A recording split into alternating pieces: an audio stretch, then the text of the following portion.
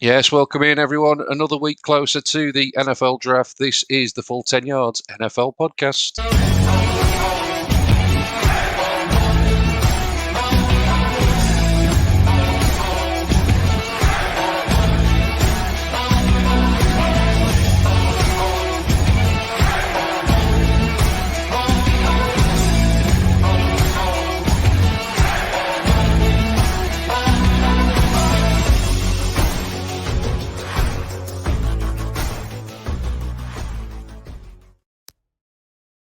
Yes, another week of the off-season in the books. Thank the Lord we are getting closer to a new season kicking off. So welcome the boys in. Let's get straight into it. Tim, evening, mate. How you doing, buddy?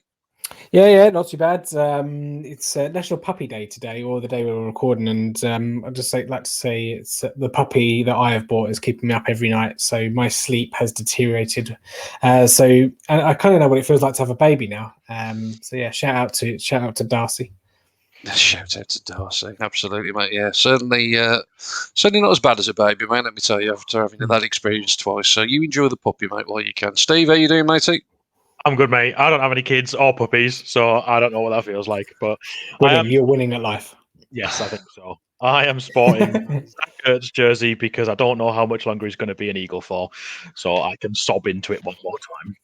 Yeah. The transitional off season continues with Philly, doesn't it? Well, let's talk transitions, fellas. Obviously, we said that free agency. Obviously, we expected quite a lot of activity in the first wave. It's kind of drawing to an end. You could almost say the first wave has drawn to an end now, and obviously teams will be shopping in the bargain basements. Obviously, there's been a number of moves that have gone down since we last recorded. Let's get a bit of an update on some of the guys that you think have been good fits and good signings since last week. So, Tim, let's flip it over to you, mate. What bit of business has caught your eye? Yeah, well, one thing I will say, despite the Texans signing 50 million people to 1-year contracts, I wasn't able to manage to find any that I actually liked. But yeah, maybe one for a Texans podcast a bit later on in the offseason. One I really did like, Juju Smith-Schuster. I know the wide receiver market was a bit placid, was a bit quiet, and kind of apart from Kenny Golladay's huge move. There wasn't really a lot of money to go around, was there? So I really liked, for the Pittsburgh Steelers, from a team perspective, Juju Smith-Schuster's deal was pretty good, purely for the fact that he's not a one, in my opinion. So for him to, if he went to a team like the Jets or something where he's going to be asked to be the one, I don't think he would have succeeded too well, and he'd been a waste of money. But to go back for an $8 million deal, obviously he can go back again into the market next year when the billions of dollars that's been into the salary cap that's coming. Obviously he might get his payday then. But the other one I thought as well was really decent in terms of money wise. Anthony Harris, as much as I hate to say it to the Eagles, he's a really good guy on the back end there. So won't enjoy Dak trying to avoid him too much. But yeah, those are the kind of the two that I thought were pretty good since we last spoke. Yeah, I've got to be honest, mate. I wouldn't give you £8 for Juju Smith-Schuster, but that's just my own personal opinion. Steve, how about you, mate? Anything catch your eye? I think Juju's played that market quite well because he stays where he is. He gets a decent deal, and the next year, like Tim said, he can earn his millions then if he has a good season. But sticking on the wide receiver topic, I would say I love the Curtis Samuel pickup. Again, I echo Tim's sentiment that I don't like that it's a fellow NFC East rival, but I think it's a really, really good pickup from Washington. It's a pretty good contract as well. 3 years, $34.5 million, 11.5. Per year. So yeah, I think that's a good contract and a guy that's got some real pace and speed and can really add to that Washington deep threat as well. For me, I think Washington. I know one of our guys, Josh, put out some graphs saying on who's improved the most and stuff. But I think Washington are probably one of the best or the most improved teams. I think from free agency. Obviously, William Jackson. They've added on the back end of that defense. It's got obviously a staunch defensive line. Like say Curtis Samuel to go with Tevin McLaurin. They've got a quarterback. Obviously, Ryan Fitzpatrick is no Joe Montana or Patrick Mahomes, but Brandon Scherf obviously being re-signed. I just think they've had a really good offseason with good free agency. I think again, I'd say it to the cows going home. It's just a shame that they won that division because they could be, ripe in the picking for a good QB, and they could be on the way to the Super Bowl personally. But that's what happens when you win the NFC East, isn't it? I'm sure we're going to have this debate all throughout the off season. You two would have both loved to have won the NFC East last year. Don't care what either of you would have said. Yeah, but from a Dallas perspective, though, well, obviously with no Dak Prescott, but we don't like. It doesn't. We don't need a quarterback. Like we don't. It is what it is. Like, Washington, I just think they just put themselves behind the eight ball. We'll have to see. Like, because obviously we'll see what obviously they do next season if it all goes pear shaped with Fitzpatrick. But really interesting. Unfortunately, it's going to be a couple of years until we see the ending. Yeah, we may well come back and circle to a conversation on the NFC East a little bit later on because lots of moves going on there. But Steve, I think you've got a team outside of the NFC East that you think is probably the most improved overall. Yeah, I have, and I'm going to go to your favoured team in the Cleveland Browns. I think their signings have sort of flown under the radar a little bit, and they haven't really been sort of top headline news because they haven't paid out millions and millions of dollars. But the two cornerbacks that you picked up, the Troy Hill deal especially is such a good deal. 2 years, $9 million. He's not even in the top 40 paid cornerbacks, but yet in the last 2 years he's the 14th ranked coverage cornerback. So like that's such a good deal to sign him to, and to get more depth in that cornerback room is excellent considering Delpit coming back from injury as well. And as well, we touched on it last week. But the John Johnson deal as well. I think that's a really, really smart pickup. So I think if Cleveland can improve on that defense, and then as well with parts coming back on the offense, and especially OBJ, if he comes back and he can improve, which is almost like a new signing, so to speak, to coin an English phrase. I think the Browns could really make a push for it this year and challenge at the top of that division. One thing I would say though is you can never trust someone that's got their first name in their second name. So John Johnson, like I can't trust him. I will certainly trust John Johnson based on his play. I think just on Troy Hill as well, mate. You mentioned there the 14th ranked cornerback. If you actually just take snaps from the slot, which is effectively where he's likely to line up for the Browns on the current depth chart, he'd probably be the starting slot corner. He's actually the number 1 ranked cornerback from the slot as well. So, like you say, for the money that they're paying in a starting position effectively these days, isn't it? Slot corner. I mean, it used to be, occasionally teams would go into the nickel and dime packages. Let's face it, everyone's basically in nickel permanently as a base now, aren't they? So Troy Hill will see plenty of action, and like I say, the number 1 rated slot corner. So an absolute steal, like you say, for the Browns going up against Juju. TikTok. Go on. Bring it on, mate. Cannot wait. Bring it on. Tampa Bay complete their, I wouldn't say rebuild, restock, retool, whatever you want to call it. I'm sick of hearing the hashtag run it back. That has got to be put to bed. That is an awful hashtag. I know it was the Chiefs one last year. I don't know why everybody seems to want to follow suit on that. But yeah, Tampa Bay re-signing Gronk to a monster deal, and everybody else pretty much now signed back up. So they're quite impressive that they've brought the band back together. But all I would say is to everybody from Tampa that's almost celebrating the second Super Bowl already, bear in mind the Chiefs did exactly the same thing last year, and that didn't quite work out in the end. So they do say if you're only staying static, you're probably going backwards. Would have liked personally to have seen a couple of additional pieces as well as retaining what they had. Talking of phrases that you hate, you said you hate running back. I hate getting the band back together. That really pisses me off. I'll use that next week then to introduce this podcast when we all get back on the screen. Obviously, fellas, like I said, still some moves probably to be made this second wave of free agency, particularly this year. People expecting further roster cuts. Obviously, the draft will shake things up more once teams obviously select their rookies, and who knows how the draft boards will fall out. Teams may end up picking from positions they didn't necessarily expect to be based on the value that's there at the time. I think we're still going to see plenty of churn on the rosters. There's obviously still a number of guys that are out there as free agents currently. Tim, anybody that in particular you think might end up as a good fit somewhere? Yeah, obviously Trent. One of my predictions was Trent Williams to the Colts. Obviously, Trent Williams signed that massive deal to stay with the 49ers. I called Ryan Fitzpatrick to the football team, didn't I? I just think I think the Colts signed a left tackle today, but he's not putting up any trees. So I wouldn't be surprised to see Eric Fisher, who's obviously coming off the Achilles, or Schwartz to wind up there. But I'd still expect the Colts something tackle. The Cowboys wise, obviously you can see Keanu Neal has joined us from the Falcons. Don't be surprised if you see another Falcon join the secondary. Yeah, we'll be interested. Apologies for a little jingle played there. Clicked the wrong button on my keyboard. Sorry, Tim, if I cut you off mid-sentence. Steve, have you got a free agent that you're looking at? Yeah, I mean, there's Richard Sherman is someone that's probably at the top of most people's remaining free agent boards. He's a big name. He's coming off a bit of an injury-plagued 2020 season, but he's probably still that big name that some defenses are going to be looking to add. I think someone will make a splash, and I think Dallas could be that team potentially. They've got potentially just enough cap space to bring him in, and he's at that sort of mercenary stage of his career, isn't he, where he can just sign with whichever contender he thinks is suitable until he wants to hang his cleats up and call it a day.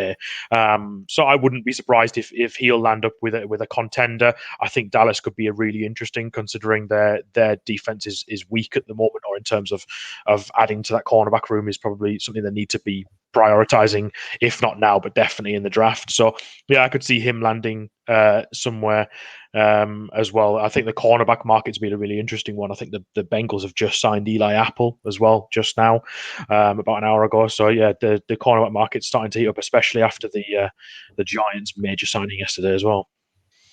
Yeah, Dory Jackson, another one of the Titans departing. Strange off-season in Tennessee. They seem to have lost more players than they've signed as well. Player that also could be on his way to Tennessee, or certainly he's out. Whether he'll come back, very, very doubtful. Jadeveon Clowney, look out for him probably towards, certainly the very back end of free agency, may well be even all the way to training camp before he ends up signing somewhere. Carlos Dunlap, another one on the edge. I'm sure he'll find a home before the season starts. So plenty more to look forward to in terms of free agent moves. As I said last week, plenty of teams will have got their cap number right for the start of the league year, and they will become completely irrelevant again. Spend as much as you want and worry about it again in about 360 days' time before they need to get back under the threshold. So plenty of money will be splashed around. And just to echo what Tim said, if you didn't hear about it, new TV deal announced, 11 years. What was it, 200 and something ridiculous billion? I can't remember the exact number, but let's put it this way, the salary cap will most likely be going straight back up next year. And as we talked about on the pod 2 or 3 weeks ago, Amazon Prime is the official home of Thursday Night Football. So, yeah, got it here at first at the full 10 yards, as we like to do.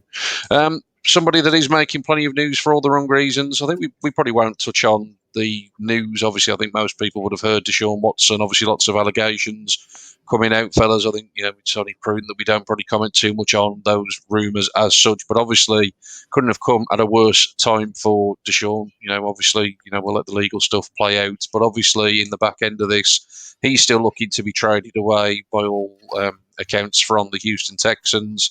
The Houston Texans initially at the start of the off-season were pretty adamant that he was going nowhere, and then that's sort of gone really quiet. There's probably every possibility that with what's going on, the Texans have got probably more appetite to trade him now, I would guess. But obviously, is the market going to be there for him? So we're talking about one of the premier quarterbacks in the game. Obviously, the stats for last year, career highs for Watson in a number of personal categories, in terms of his passing yardage, in terms of his completions, in terms of his touchdowns. It's absolutely unbelievable, fellas, when you look at that for a statistical season. That thing that's on the top there, that 4-12 record. Yeah, it is just absolutely unbelievable. It's statistically one of the best seasons in NFL history, and the team only gets to 4 wins. So what happens when you throw it to nobody, isn't it? Well, it doesn't help. It does have its impact, doesn't it? But let's get your thoughts, fellas. Steve, do you think he still gets traded, or do you think ultimately now this stuff that's going on off the field holds it all up and everybody will just sit tight and see what happens? Yeah, those stats are astonishing, aren't they? Especially considering you didn't have Hopkins there either. That's absolutely astonishing. And they only managed. I think they were due to pick third until they traded it away to Miami. So yeah, to then have the stats that he had was insane. The noises that are coming out of it, and if you've followed NFL for long enough, you begin to understand that when noises start to come out of a team, as long as they do, like they have done for this long, you understand that eventually it will lead to this happening. And I think eventually he will go. It's just a case of to who and when and for how much. He obviously doesn't want to be in Houston anymore. And having just experienced this for the last 3 months with Carson Wentz as an Eagles fan, like this eventually leads down one road. I was adamant for a month and a half that Wentz didn't want to go and wouldn't go, and he did. And look what's happened. And we got very little for him really in comparison. So I think he will go. When that happens, I think we're still in for another few months of it yet. I think I wouldn't be surprised until it's after the draft. I've read a couple of things. NFL's Aaron Wilson said that the Eagles, Panthers, Jets, Dolphins, 49ers, and Broncos are all still interested in a potential trade, despite his pending lawsuits. There's obviously talks that they expect that it ends in a trade, especially with the acquisition of Tyrod Taylor. Obviously, he's not really a starting caliber quarterback, but it's a pickup of a quarterback. Are they planning for the future without Watson? I think eventually it does. I think all roads lead to this eventually. I think the Tyrod to pick up is just in case he might get. Maybe they knew he might get suspended because obviously regardless of whether or not he gets done in the civil courts, the NFL, like with Zeke Elliott, they can just decide to ban him for however many games they want. So maybe it's just because of that. I don't think he'll get traded this season. I think he'll go next season now. The whole thing just stinks. It's the epitome of the Houston Texans. It's just a strange time to come out before the draft, the 1 month window for free agency and doing, where teams can do your trades and all the rest of it. And, the person that started it is like the next door neighbor to someone or whatever. Is it McNair? I think it's like the next door neighbor or something. It just all stinks. And then, not that I want to put down, the people that are coming forward, because it's hard enough for those people to come forward and to say what they're saying.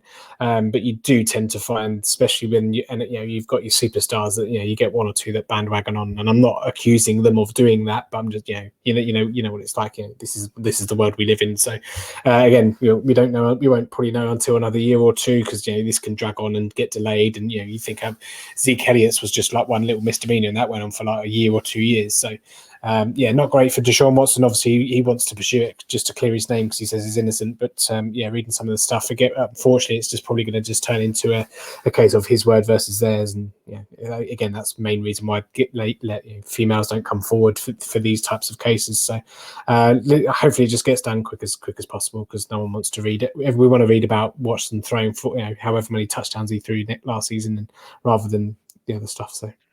I think what's really interesting on this, just to quickly jump in there, is not necessarily would Watson be traded, but more would a team pay what it's going to cost to get him? Like if last week we talked about Russell Wilson, that being 3 first rounders, a third rounder, and 2 starters. So is Deshaun Watson 4 first rounders, a third rounder, and 2 starters? Like what is it going to cost to get him? And would any team realistically upfront that? He's had an ACL tear once. What happens if that happens again next year? Like all of that draft capital down the drain, and the Texans are laughing. Yeah, there's plenty of questions to be answered. Obviously, the talent, and like I say, we put those stats up earlier. Like I say, career highs nearly enough, knocking on the door of 5,000 yards, 33 touchdowns. He's definitely going to have a market. I think you just gave us a laundry list there, Steve, of teams that are potentially still interested despite all this stuff going off the field. I think the fact that the Texans have so little draft capital of their own obviously doesn't help them either. Teams will know that they are probably desperate to get some capital back to retool. So just not a great situation there. And like you say, we'll see how it plays out. A team that potentially would have been interested in him is the Washington football team. We talked about the NFC East briefly when we were talking about free agency, and we think that some of the teams there have had a pretty good free agency period.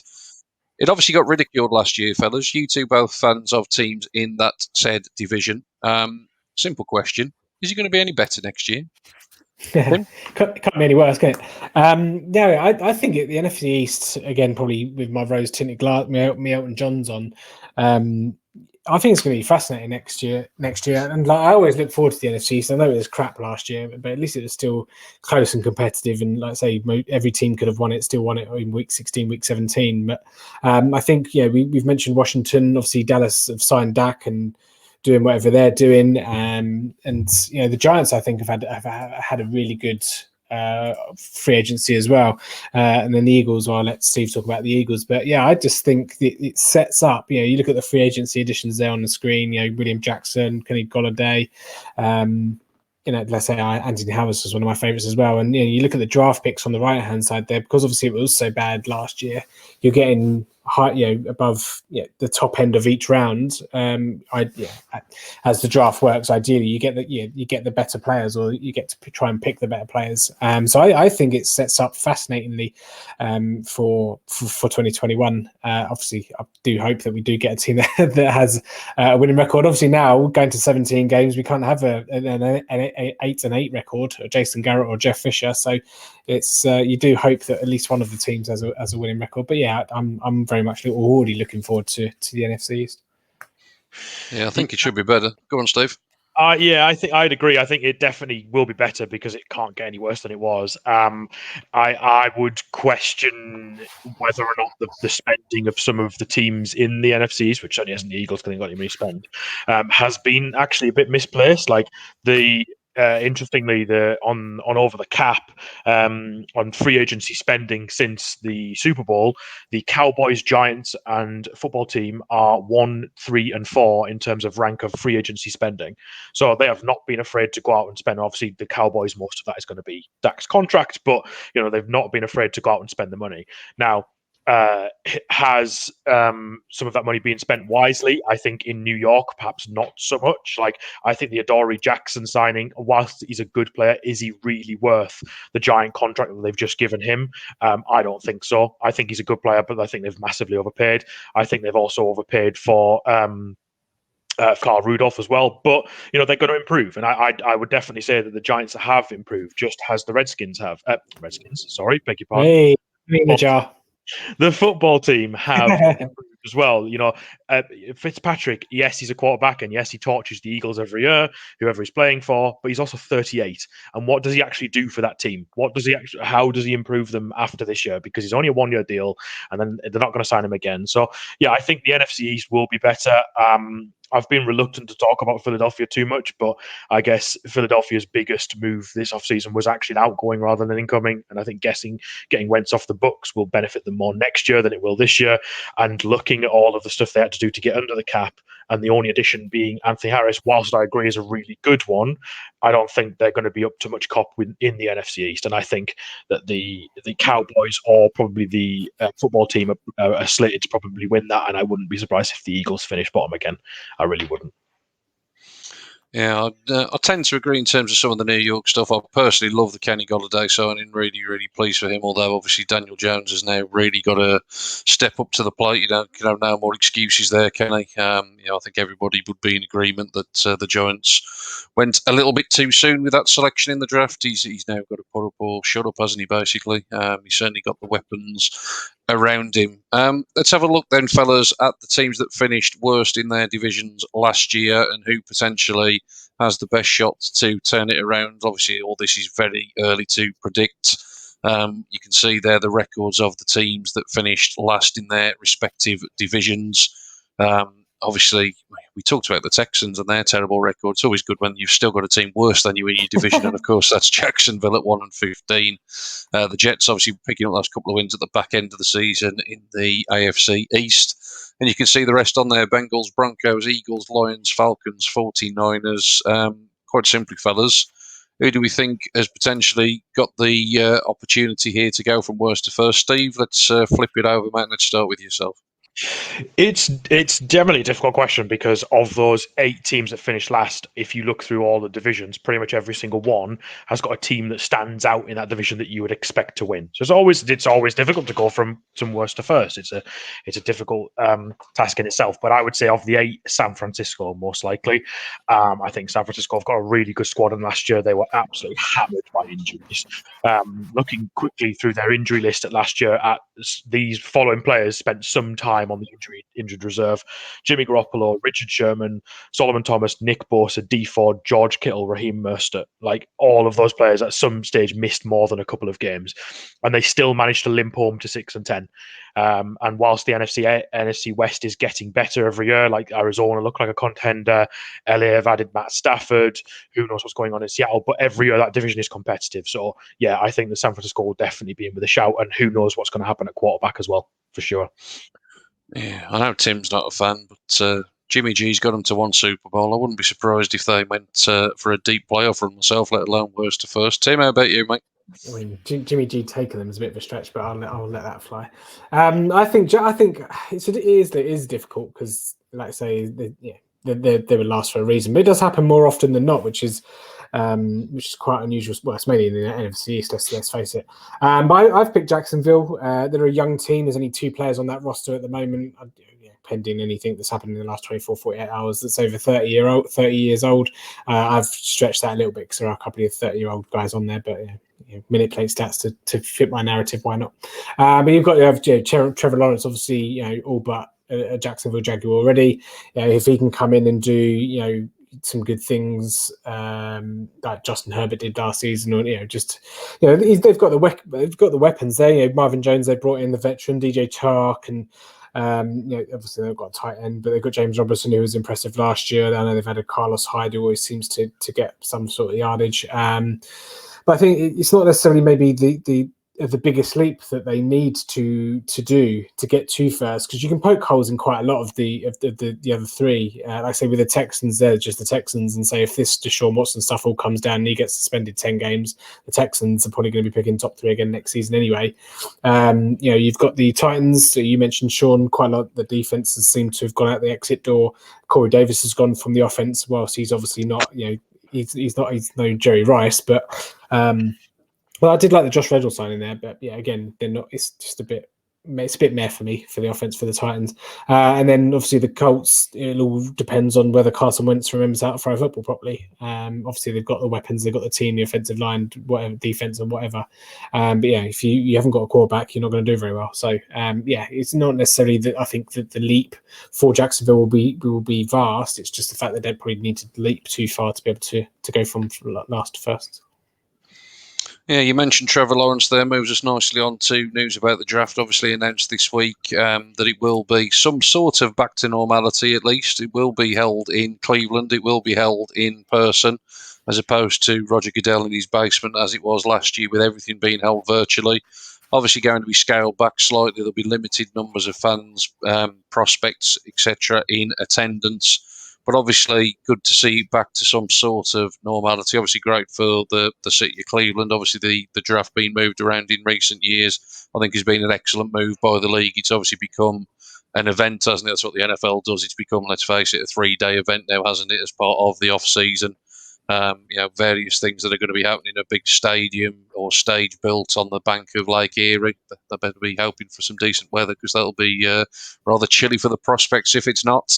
But good to see it back to normal. But the important business, Tim, whether it's virtual, whether it's in person or whatever, it doesn't really matter in terms of the format. What obviously is important is, do teams nail their selections? You want to get one chance to obviously make your picks. Who, more than anybody, do you think it's important that they get it right during this NFL draft? Yes, well, obviously everyone needs to obviously hit their draft picks. So I've got a bit left field, I think. I've gone for Miami, purely because of the draft capital they've got. I mean, they've got I think they've got 5 picks in the first 81 or the first 3 rounds or something like that. And I think for Miami, it's kind of a crossroads situation, because if they nail this draft and they say they nail 3 or 4 out of the 5 that they selected, they can set themselves up for the next 5-6 years. And I know that's generally how the draft goes anyway, but you get what I'm trying to say. Tua has obviously got to take a little step forward as well. But if they screw up, say they miss on all 5 or they miss on 4 out of 5, it's going to be then quite difficult. They will then probably go back into that cycle of mediocrity, and it's just like these 7-9s, 8 or whatever it is, 10 and 7 and 10s or 10. Throw me off for a 17-game week. I can't even count. I think if they get this wrong, I know it's the good work that Brian Flores and the team have done there. I just feel that if they miss on this one, it could be something that just stops them from ever getting to that next level for kind of the next cycle of NFL generations, if you like. Because obviously you've got Buffalo that have kind of come to the fore where the Patriots have kind of slipped, and the Patriots have obviously retooled a hell of a lot through free agency, battling the Texans for the most transactions. And the Jets again, they'll get a new QB. They've got a new head coach. They've made some really good off-season free agency signings. So I think it's really important for Miami just to keep pace with everyone else. I know they're kind of in a good position comparatively to maybe one or two of the others, but I think if they don't nail this draft, I think they could be in a bit of trouble. Interesting you said there that Tua needs to take a step forward. Steve is part of Miami now in the draft actually picking another quarterback. It's a good question, isn't it? They do have the third pick on the draft. I actually think the draft last year was really good fun. It was really interesting to see all the teams, the players in their actual homes with all their families. I thought that was good fun. But I'm disappointed we did miss out on the Vegas idea that they were going to have a boat carry the player across the Bellagio fountain to the stage. That would have been amazing. Like, could you imagine the big offensive linemen that are 350 pounds trying to get on that boat and not fall in the water? Make it happen. I would like the draft. I think is it going back next year to Vegas? I think. Yeah. So I want that. They should get him in a canoe with an oar, shouldn't they? Like the lineman. The row across did Roger Goodell. Exactly. Yeah, I mean, it's a really good point about Miami, and you make a good point about, yes, hitting your draft pick seems like an obvious thing to say, but look at the Titans' first round pick from last year. That was traded to the Dolphins and has since been cut because his attitude is just not there. And apparently people were saying that he just didn't want to do it, didn't want to do the work. And now he's gone. And that's a first round pick just lit on fire and he's gone. So it just shows how important it is to get all of your draft picks right. And that is an obvious thing to say. But what the team that I would go for is Green Bay. And Mr. Rodgers. Because the time is ticking. Like Drew Brees has just found out that the clock is ticking if he wants another one.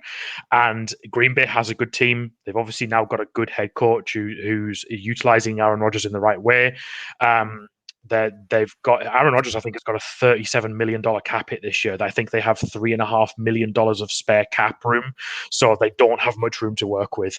And if they want to make this count, especially last year after picking no wide receivers in the first 3 rounds, surely they've got to give him some more weapons, and surely they've got to just give that Green Bay team just that little bit extra to get them over the line. Because whilst Green Bay is usually a certified route into the playoffs and usually a bye week, they always seem to stutter, whether or not it's the divisional round or the NFC Championship. They just cannot get back to the ball game. So yeah, I think it's Green Bay for me. Yeah, it'd be certainly interesting, like you say. Obviously important for all the teams to hit on their respective draft picks. Just goes to show that doesn't matter where you're picking, as you say, even first rounders, no guarantee whatsoever. That's why you play to win your division, boys, and you don't worry about where you're picking your quarterback. But anyway, that debate will rumble on, I am sure. Obviously, in terms of the NFL draft, good time for us to mention the brilliant guide that the lads over in the college side of things have put together for you, available now digitally and very shortly will be available as a physical copy. Head over to full10yards.com/shop and you will be able to purchase either the digital only or the physical with the digital copy included. Also, tons of players scouted for you there. Yeah, absolutely. So just shout out, if you head over to Full 10 Yards Twitter or the college Roundup, Full 10 Yards CFB, there's a competition where we're giving away 5 digital copies as well. So go and give it a retweet, go and give us a follow, and you can win. There'll be plenty. There's plenty of competitions and ways you can win a copy if you don't necessarily want to buy one either. That's very true. But if you do buy one, you're giving into Britball, which obviously would be a great thing to do. So buy one and try and win one and give that one away. There you go. Best of both worlds. Yeah. Best of both worlds indeed. Obviously, as it's the off season, we're not stopping talking and the lads are not stopping writing either. Check out the recent articles from Josh, Shaun and Alex. All good stuff coming out and we'll continue to do so over the course of the coming weeks. Us 3 will no doubt be back next week. I'll get the band back together for you, Tim, some point next week. Potentially might even get Ben back into the fold while he sorts out his technical issues and his very, very long work weeks. That's all I will say on that. Any man that works as many hours as he does deserves a pay rise, and I'll leave it at that, Ben. Hope you're doing well, my friend, and look forward to speaking again soon. But that's it. That's it for us from this week. So it's goodbye from Tim. See you later. Goodbye from Steve. Farewell. And it's goodbye from me. Remember, full 10 yards, all for the game, all for Britball.